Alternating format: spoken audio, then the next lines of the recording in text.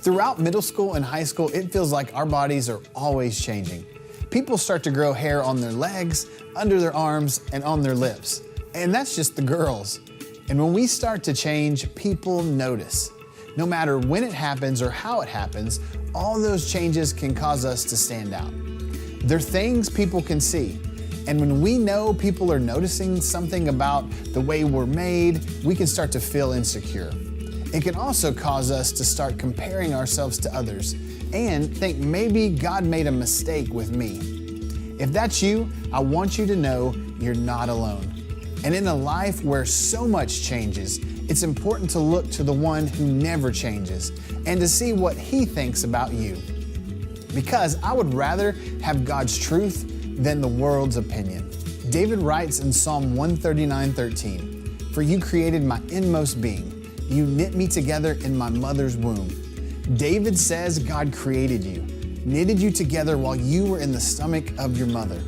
The power and skill of God shown in a speck of watery material smaller than the dot over an eye. All the future characteristics of the child are programmed.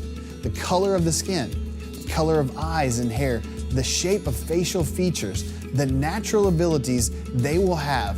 All the child will be physically and mentally is contained in germ form in a little egg. From it will develop 60 trillion cells, 100,000 miles of nerve fiber, 60,000 miles of vessels carrying blood, 250 bones, not to mention joints, ligaments, and muscles. With delicacy and beauty, God formed you, all of you. You are a marvel of divine engineering. The word knit describes the way God weaved muscles, ligaments, nerves, blood, and bones into the human frame. And as David thinks about man, the crown of God's creation, he praises God and says, "I praise you because I am fearfully and wonderfully made. Your works are wonderful. I know full well." Two words he used to describe us.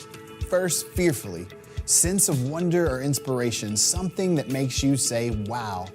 Wonderful, magnificent, amazing, brilliant, breathtaking. In Hebrew, it's translated to be set apart. You are extraordinary and unique, set apart to be different. Your body, your mind, your soul is wonderful, even when it doesn't feel like it. My frame was not hidden from you when I was made in the secret place, when I was woven together in the depths of the earth. Your eyes saw my unformed body. All the days ordained for me was written in your book before one of them came to be.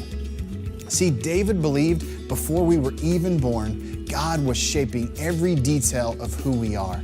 Before we ever took a breath, God had a plan and a purpose for our lives. As He was creating us, God knew everything about us. And that means nothing about the way we were made is a mistake. God, who makes everything wonderful, did it all on purpose with a purpose.